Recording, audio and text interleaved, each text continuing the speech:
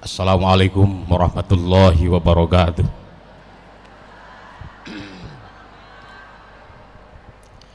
Bismillahi walhamdulillah. Wassalatu wassalamu ala rasulillah Sayyidina Muhammad ibn Abdillah wa ala alihi wa ashabihi wa man tabi'ahuda. La hawla wa la quwwata illa billah. Qalu subhanaka la ilma lana illa ma 'allamtana innaka antal alimul hakim. Rabbi shrah li sadri wa yassir li amri wahlul 'uqdatam min lisani yafqahu qawli. Hadratul mukarramin, jamaah ibu-ibu yang saya muliakan, jamaah bapak-bapak juga yang saya muliakan, mari bersyukur kepada Allah Subhanahu wa ta'ala dari lantaran bahwa kita masih diberikan kesempatan untuk ikut serta dalam kegiatan Dirosah Aswaja Masjid Raya Hadratus Syekh Kiai Haji Hasyim Asy'ari. Moga-moga ini pertanda bahwa Allah senantiasa mengarahkan kita dengan taufik dan hidayahnya agar selanjutnya kita memperoleh kebahagiaan dunia dan akhirat. Rahmat salamnya moga-moga Allah curahkan kepada Nabi kita, Nabi besar Muhammad sallallahu alaihi wasallam, kepada seluruh keluarga dan sahabat-sahabatnya, serta pada kita semua. Bapak-bapak, ibu-ibu, rahimakumullah, alhamdulillah ya. Ini wajah lama semua. Hah? Ibu Ida hadir? Ibu Koko mah hadir. Ya, mudah-mudahan. Ada yang baru kagak nih? Banyak ya. Jadi ngajak harusnya ya. Setiap orang kalau ngajak dua aja. Setiap orang ngajak dua nih, penuh nih masjid ya. Jadi kita harus menjadi wasilah bagi kebaikan orang lain ya. Ibu tahu wasilah, tahu nggak wasilah? Menjadi perantara. Jadi ada orang lain berbuat kebaikan diwasilahi oleh kita gitu loh, diperantarai oleh kita. Itu cakep. Menjadi asbab bagi tercapainya kebaikan orang lain lantaran kita. Itu nanti bisa memperoleh pahala sebanyak orang yang diwasilahi oleh kita. Apalagi kalau kita jadi pelopor dari sebuah kebaikan, itu nanti kita bakal dapat pahala sebanyak orang yang ikut dalam kebaikan itu ya. Tapi memang juga sebaliknya bakal kayak gitu nih. Kalau kita jadi pelopor dari sebuah kejelekan, kita bakal dapat dosa sebanyak orang yang terlibat di dalam kejelekan itu. Misal gini, ayo kita bikin nih perjudian model baru. Misal ya, perjudian model baru, kita yang ciptain nih. Itu nanti sebanyak orang yang ikut melakukan itu dengan cara-cara yang kita ciptakan, dosanya dikirim ke kita. Itu ya. Jadi kalau kita merasa menjadi orang, merasa perlu jadi pelopor dari sebuah kebaikan, lakukan itu.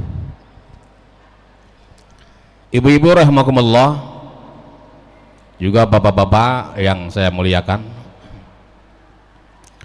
Ini bulan Syawal. Saya bilang apa ini? Bilang selamat apa? Lebaran.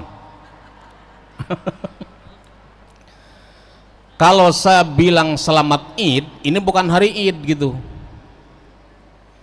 Karena kalau kita bilang ini hari Id, maka efeknya kita haram puasa loh. Ya. Id itu cuma 1 hari. Jadi kalau ada orang mengucapkan selamat berlebaran sepanjang bulan Syawal, enggak masalah ya.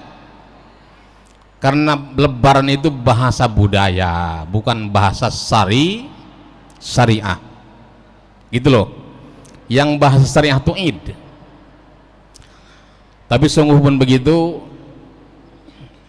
saya kira saya belum terlambat untuk menyampaikan kalimat tahniyah. Apa tahniyah? Ungkapan selamat.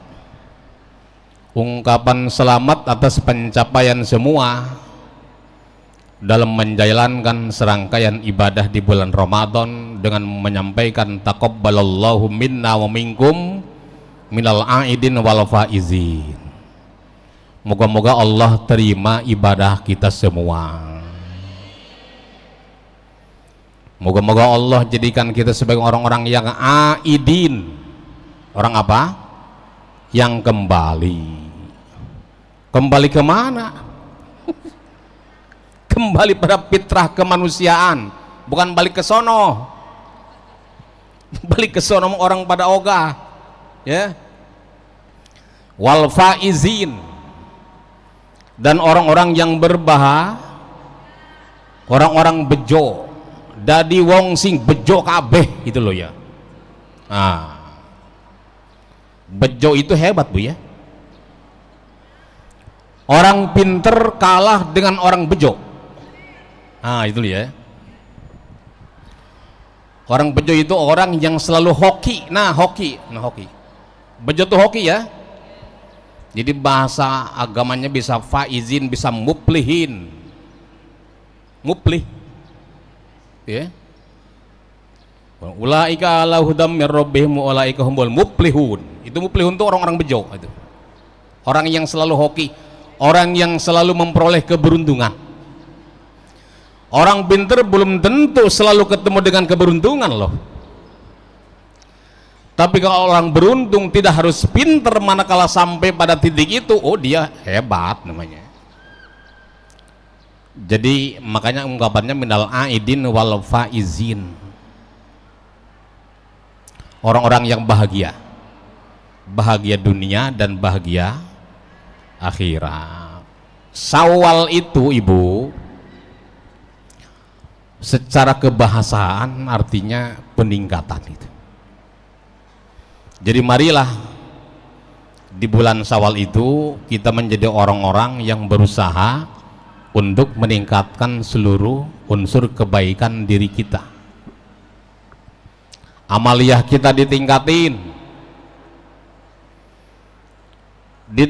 ditambah, enggak, tidak harus selalu ditambah. Lebih ke soal mutu, ya. Kan ada ibadah yang kagak bisa ditambah-tambah loh ya. Ilokan sholat pakai ditambahin sama kita. Ini lagi semangatnya sholat nih, tambahin deh. Nggak ada dari sononya, ya kan? Berarti peningkatannya dalam soal mutu atau kualitas. Kualitas satu ibadah sangat ditentukan oleh kualitas keilmuan. Semakin seseorang bermutu keilmuannya, semakin tergambar dari kualitas ibadahnya, gitu loh ya. Nah, itulah maka minta sama Allah agar Allah berikan kita istiqomah. Nah tadi Pak Endang atau Pak Ustadz Endang udah menyebutkan tadi di pembuka istiqomah.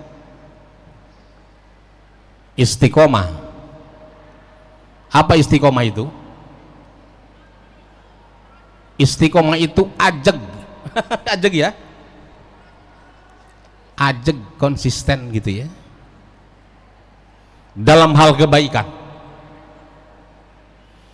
Dan itu merupakan salah satu tanda dari bahwa kebaikan-kebaikan yang lalu diterima sama Allah Ta'ala gitu loh. Inna min alamati qabulil hasanah al hasanatu ba'daha. Salah satu dari tanda bahwa amal kebaikan kita diterima adalah kalau kita tetap semangat melanjutkan kebaikan itu. Makasih. Nah, kemarin kan kita ibadah di bulan Ramadan nih. Ibadahnya rada-rada lebih dah dari bulan lain ya. Puasa sebulan, yang sebulan mah, yang enggak mah enggak, kan ibu-ibu ada halangannya, ya kan?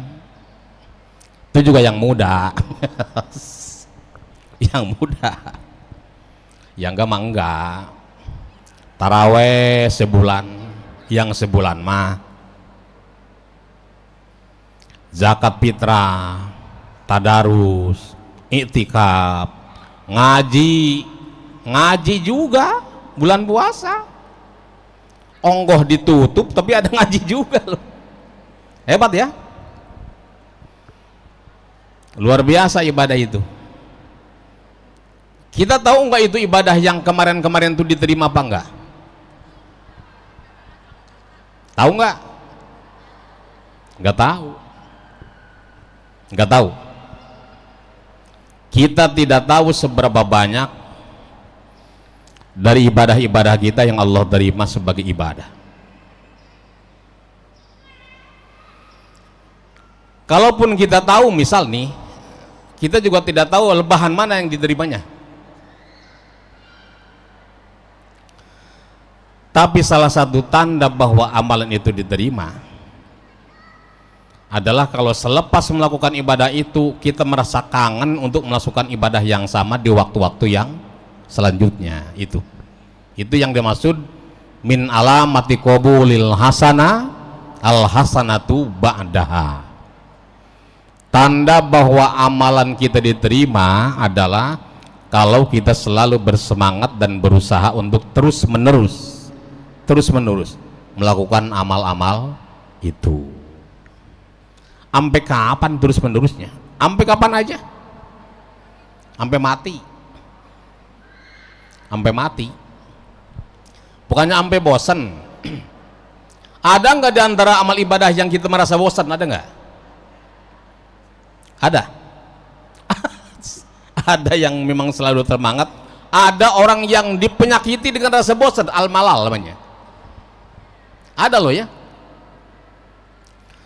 Maka saat kita menjadi diri yang selalu mudah untuk melakukan kebaikan, jangan lupa loh, itu tadi selalu minta sama Allah supaya kebaikan itu jadi bagian dari kita. Karena sewaktu-waktu bisa hilang loh, sewaktu-waktu bisa hilang semangat. Kenapa? Berbarengan dengan kita beribadah tuh setan kagak diem. Setan kagak diem. Emang kalau kita sholat setan diem? Kagak. Terus ngelarang itu, ya bagaimanapun caranya supaya merusak ibadah kita. Pertama, ini dari urutan pertama ya, kaitan dengan pekerjaan setan terkait dengan ibadah kita nih. Pertama, ada orang yang diganggu oleh setan supaya cara gimana dia malas melakukan ibadah sehingga tidak ibadah, gitu loh ya. Orang-orang puasa dia kagak. Kalau udah kagak puasa jangan harap taraweh, iya. Orang-orang tadarus dia kagak. Dari situ mulanya tuh. Kalau kemudian kita mikir, ini ibadah malas amat ya. Ngikutin malas mah kapan lagi? Ini masih setan kali, dipaksain dia sama kita nih. Dipaksain. Itu setan ngelolosin, udah biarin. Kalau mau maksain silahkan, wudhu silahkan, sholat silahkan. Nggak dijaga ini nama setan juga, cuman nanti setan gelitikin hatinya supaya gimana caranya ibadah itu rusak. Bahkan kadang-kadang didukung lo sama setan lo, dibikin semangat dengan tingkat semangat yang melebihi semangatnya orang lain, tapi kemudian dimasuki rasa ria di dalam hati. Gitu loh ya. Jadi di balik ibadah yang kita lakukan itu, kita telah melewati banyak hal yang memang menjadi bagian dari unsur yang bisa membatalkan seluruh ibadah kita. Itulah maka apabila ada di antara kita yang mampu melakukannya dengan baik, maka Allah berikan penghargaan luar biasa. Karena bagaimanapun manusia untuk sampai pada mampu melakukan ibadah yang baik melalui langkah demi langkah yang luar biasa sulitnya. Perang dengan hawa nafsu, perang dengan hobi. Ini kalau laki-laki, malam Jumat yasinan nih. Kalau yasinan bapak-bapak kan di masjid ya. Itu malam Jumat bareng sama yasinan di masjid, bareng juga di TV pertandingan sepak bola.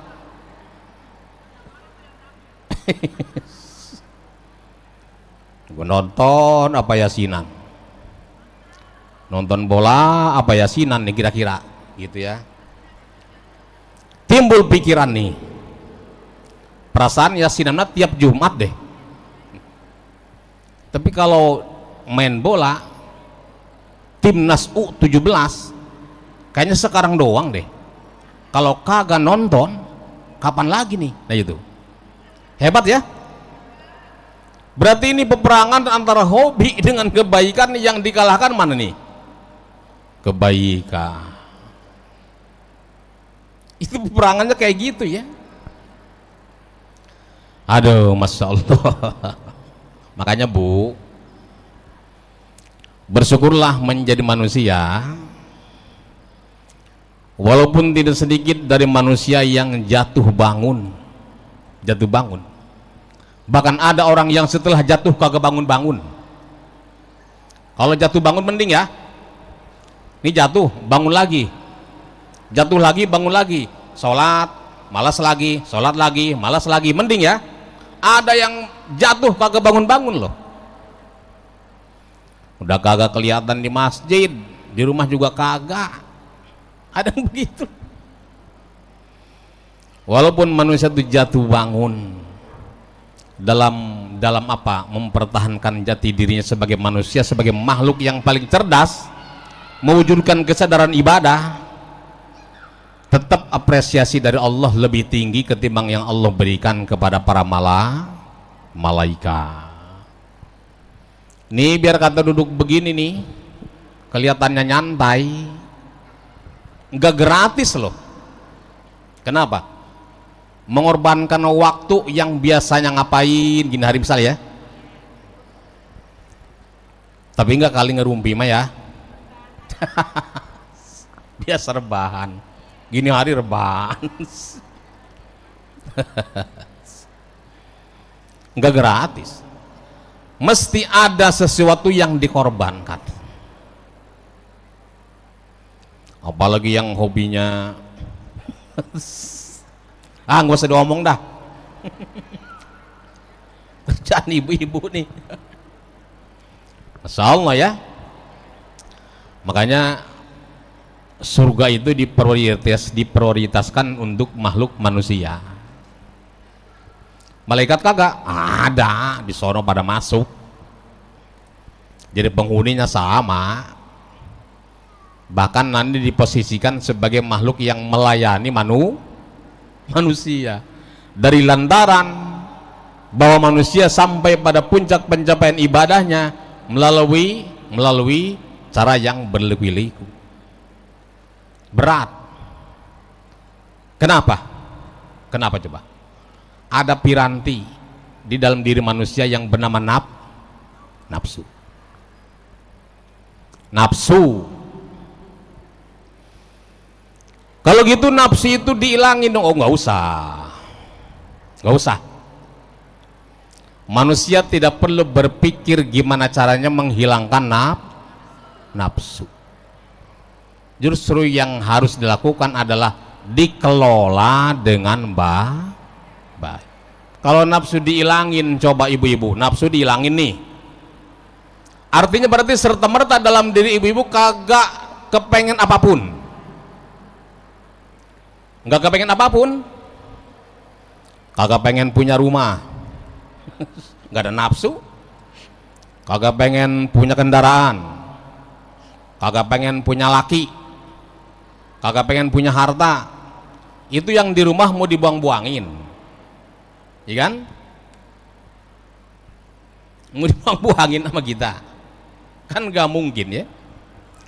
Yang ada adalah diatur, karena dengan nafsu manusia bisa menjadi makhluk yang lebih maju lagi. Ini dunia jadi segini ramenya gara-gara dikelola oleh makhluk yang punya nafsu, yaitu manusia loh. Oh, andai kata dunia diserahkan hak pengelolaannya kepada malaikat, kagak seramai begini.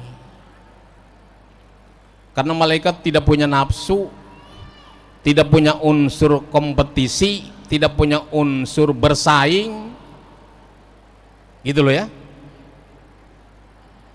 Bahkan ibadahnya pun kepada Allah Ta'ala dari lantaran bahwa ia memang makhluk yang diciptakan secara permanen gitu, tidak nabrak-nabrak dengan nafsunya loh.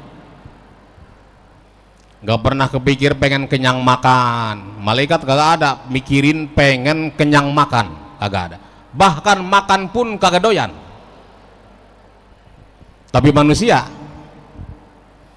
berpikir pengen gimana caranya enak makan selalu ya.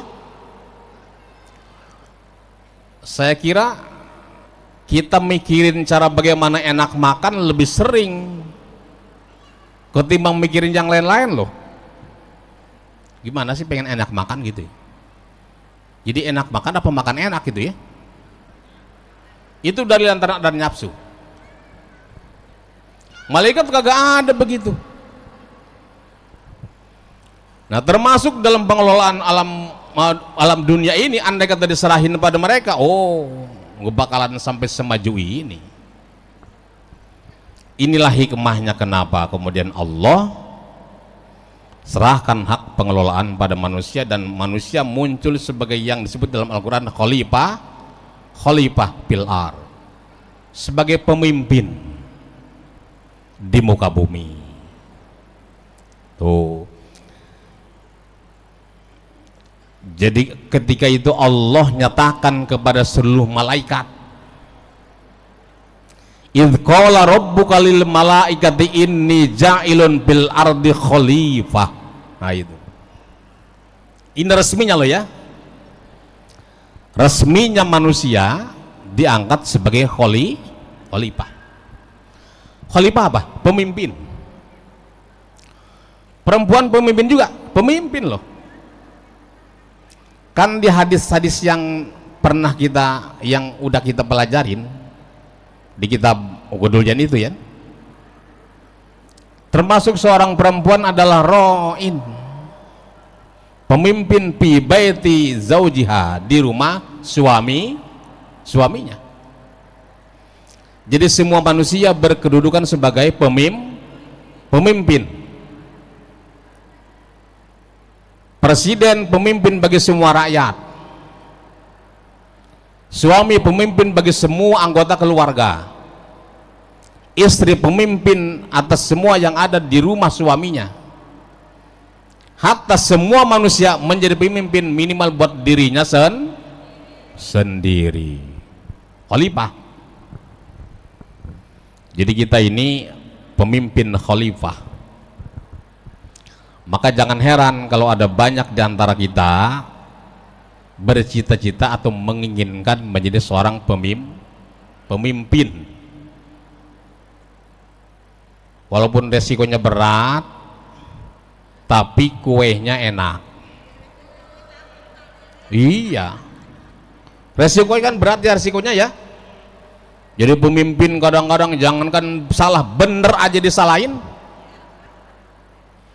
Tapi tetap aja orang berebut pengen jadi pemimpin. Kenapa? Aduh, diantara yang berat-berat itu ada banyak hal yang luar biasa buat dia. Ya kan? Wajar dong ya.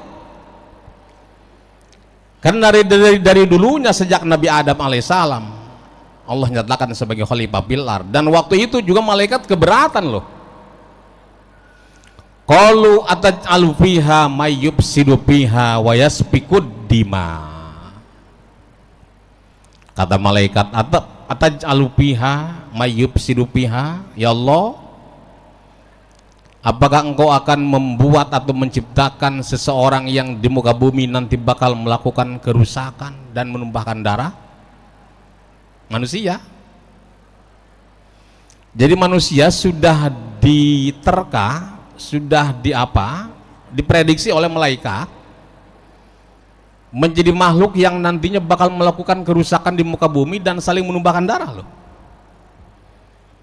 Melalui peperangan, melalui permusuhan. Masya Allah, kan kita kalau dengar cerita ini mah cerita dari berita. Tiap hari di seberang sono jauh Palestina, puluhan orang meninggal dunia ya. Mana saudara kita itu. Belum lagi di Yaman, kemarin dibom sama Amerika, 34 orang mati. Itu kerjaan manusia loh, kerjaan manusia. Belum lagi di kasus-kasus perorangan, pembunuhan. Ada anak matiin bapaknya, ya gua anak matiin orang tua, gimana ini? Nah itulah memang apa yang saat itu dikhawatirkan oleh para malaikat memang terbukti. Tapi Allah berketetapan tetap menjadikan manusia sebagai khalifah karena memang maslahatnya juga lebih hebat ketimbang apabila dipegang oleh para malaikat gitu loh. Ini buat kemakmuran muka bumi aja, alam semesta ini gitu. Maka beruntunglah menjadi manusia apabila kita terbebas dari apa yang dikhawatirkan oleh malaikat tadi. Gak pernah berbuat kerusakan di muka bumi, bener ya? Gak pernah menumpahkan darah, bener ya? Hati-hati itu. Oh bu, sekarang nih jangan salah nih perempuan, walaupun secara fisik lemah, banyak kasus perempuan ngebunuh lakinya. Perempuan matiin laki ada banyak ya, padahal secara fisik lemah, lebih lemah dari laki-laki, tapi bisa terjadi itu. Nah, yang pasti mah kagak ngaji, ya kan. Kalau jamaah majelis taklim begini mah jauh mikir pengen matiin laki. Coba ibu-ibu nih, kalau kesel sama laki, kepikir nggak ntar gua matiin laki gua? Hah?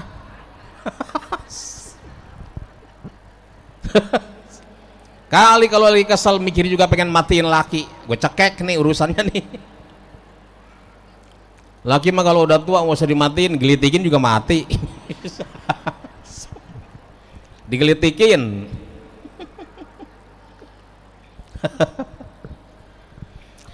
Itu artinya Allah memelihara kita untuk supaya kita dijauhkan dari perbuatan-perbuatan itu. Harus bersyukur ya, harus bersyukur loh. Alhamdulillah nggak pernah jadi pembunuh gitu kira-kira ya. Alhamdulillah nggak pernah jadi orang yang tukang bikin kerusakan, ngebakar rumah orang misal gitu. Sebab bagaimanapun andai kata Allah takdirkan kayak gitu, tidak tertutup kemungkinan Tapi andai kata pun misal ada orang yang pernah melakukan itu, selama dia masuk pada pintu bertobatan, Allah terima tobatnya kalau benar-benar tobat. Makanya ini perlunya ngaji itu begini, Bu. Ada orang yang selalu merasa putus asa di satu sisi, ada juga orang yang selalu merasa jumawa di sisi lain. Po, ayo ngaji. Lah, gua mah tanggung katanya. Tanggung, dia bilangnya tanggung. Tanggung gimana, Po? Ya kerjaannya itu, pokoknya kerjaannya perempuan kagak bener dah. Jadi dia pikir dengan begitu itu dosanya kagak bakal hilang. Sehingga timbul pikiran dalam dirinya, dia merasa tanggung nih, sehingga kalaupun melakukan kebaikan percuma. Apalagi ngajinya seminggu sekali. Ayo coba, ngajinya seminggu sekali, tanggung dia bilang. Ada juga di sisi lain orang yang selalu merasa jumawa, merasa yakin bahwa dia telah menjadi orang yang banyak sekali kebaikannya, sehingga tidak ada celah untuk memperoleh persoalan manakala dia mati nanti. Dulu ya, ibu-ibu rahimakumullah, bapak-bapak, gini, kita harus berada di bagian yang pas, yang seimbang antara berharap dengan rasa takut sama Allah Subhanahu wa Ta'ala. Dalam istilah ulama namanya ar-roja wal khauf. Ini saya sampaikan aja istilahnya aja deh. Roja itu harapan seorang hamba terhadap rahmat Allah Subhanahu wa Ta'ala, bahkan terhadap surganya Allah. Seorang yang berdosa boleh berharap masuk surga, kan berharap ya, daripada dia putus asa. Nah, boleh berharap masuk surga, karena boleh jadi dengan rasa harapnya ini lalu Allah ampuni dosanya, gitu loh ya. Itu roja namanya. Tapi jangan keterlaluan, karena kalau keterlaluan nanti akan menghilangkan satu sisi yang lain bernama al-khauf, rasa takut sama Allah, gitu loh ya. Gimana caranya diri kita memadukan rasa harap dan rasa takut secara bersamaan dalam ukuran yang seimbang sama Allah Ta'ala. Pada saat mati, ini orang nih sakarat nih, yang diperlukan bagi dia adalah ar-roja, berharap atas rahmat Allah. Tapi pada saat dia hidup nih, belum masuk pada sakaratul maut, yang dipentingkan ada al-khauf, takut sama Allah Ta'ala, supaya tidak sembarangan. Ada loh orang loh mengedepankan roja, menghilangkan khauf. Bang, kenapa abang belum bisa sholat? Dibilang apa? Cuma sampeyan nih yang bawel banget sama saya. Allah aja nggak bawel-bawel banget loh. Dibilang Allah aja nggak bawel-bawel banget. Emang pangeran bawel gitu ya? Terus kau tahu nggak, Allah itu Mar-Rahman Rahim. Terus lah dia juga tahu bahasa ini orang sibuk. Bukankah dosa sebesar apapun kalau minta maaf Allah terima? Jadi dalam menjalankan hidup dia mengedepankan ar-roja, berpatokan pada kasih sayangnya Allah sepenuhnya, sehingga andai kata dia berdosa pun Allah tahu dosanya dia, kalau dia minta ampun oh pasti. Tapi mengabaikan kewajiban demi kewajiban. Ada yang begitu. Allah juga tahu gue lagi sibuk, Allah gue tahu lagi susah gitu. Emang kalau susah boleh kagak sholat itu kira-kira ya? Nah, itu. Ada juga orang yang lebih menekankan pada sisi rasa takutnya, sehingga Allah dikesankan sebagai zat yang maha bengis gitu loh. Jadi rasa takutnya sama Allah terlalu hebat, rojanya kagak ada, dikesankan Allah sebagai zat yang maha bengis, penyiksa. Ditambah lagi dengan bahwa salah satu asmaul husna ini asmaul husna tuh. Ada kalimat al-muntakim. Mana al-muntakim tuh? No. Al-barrut tawabul muntakim. Zat yang maha menyiksa. Berarti Allah adalah memang zat yang maha menyiksa, menyakiti loh. Wah, ini Allah adalah zat yang menyiksa. Terkesanlah Allah dalam pandangannya sebagai zat yang maha bengis, tanpa ampun. Ya kan? Ketika Allah dikesankan pada salah satu dari dua sisi ini, Allah bakal lakukan itu. Karena kata Allah, ana inda dzanni abdi bi. Aku ini akan melakukan satu kebijakan tergantung bagaimana prasangka hambaku. Kalau kita menilai Allah adalah zat yang maha bengis tanpa ampun, boleh jadi nanti kita kagak bakal diampunin sama Allah Ta'ala. Kalau kita memandang Allah adalah zat sebagai zat yang maha pengampun, insya Allah kita bakal diampuni sama Allah Ta'ala. Termasuk berlaku dalam doa, Bu. Sering kan dengan ungkapan itu ya, Allah tergantung prasangka hamba, termasuk dalam doa loh. Kalau saat kita berdoa kita mengira, meyakini Allah bakal mengijabahi doa kita, Allah bakal ijabahi gitu.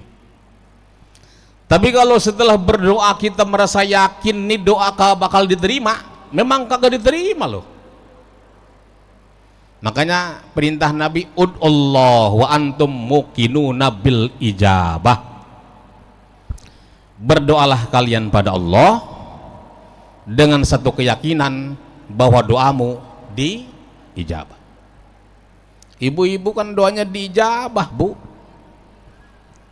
Kalau buat laki sama buat anak, buat tetangga ijabah enggak, Bu Ustad? Ijabah tergantung apa doanya sih. Sama aja orang dalam hal berdoa. Enggak ada dalam keterangan ya laki-laki lebih diijabah ketimbang perempuan, kagak ada ya. Enggak ada. Jadi laki-laki kah, perempuan kah, siapapun dia, saat dia berdoa peluang buat diijabah sama.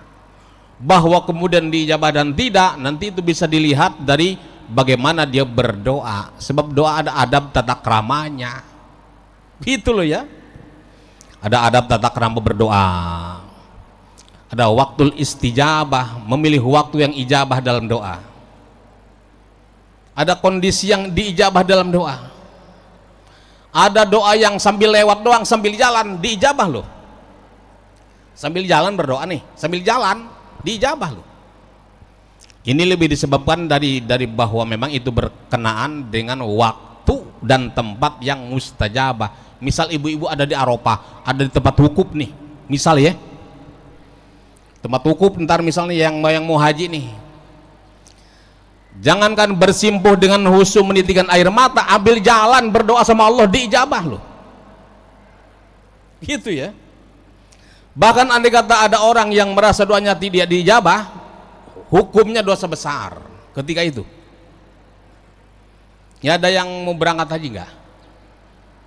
Mudah-mudahan ya, siapapun kita, entah saudara kita atau tetangga kita yang berangkat, Allah berikan kemudahan mereka. Dan itu luar biasa, luar biasa. Berdoa, jangan berhenti berdoa, sebab bagaimanapun kita adalah makhluk yang senantiasa dalam banyak hal menggantungkan diri pada Allah Ta'ala, dan doa itu sendiri adalah bagian dari ibadah ya. Usaha tanpa doa adalah wujud kesombongan. Doa tanpa usaha adalah wujud kelemahan. Jadi jangan usaha mulu, doa kagak, ntar giliran berhasil dia menafikan Allah Ta'ala. Boleh gue nih, bukan boleh Allah. Itu salah ya. Mudah-mudahan Allah berikan kita umur yang panjang dan berkah. Allah sehatkan badan kita. Allah berikan kita istiqomah. Sebab ini semua ini ibu-ibu baru lulus dari madrasah Ramadan. Ini lulusannya nih, makanya pakaiannya putih-putih kayak ayam negeri. Mohon maaf ya. Mohon maaf. Wallahul muwaffiq ila aqwamit thoriq. Assalamualaikum warahmatullahi wabarakatuh.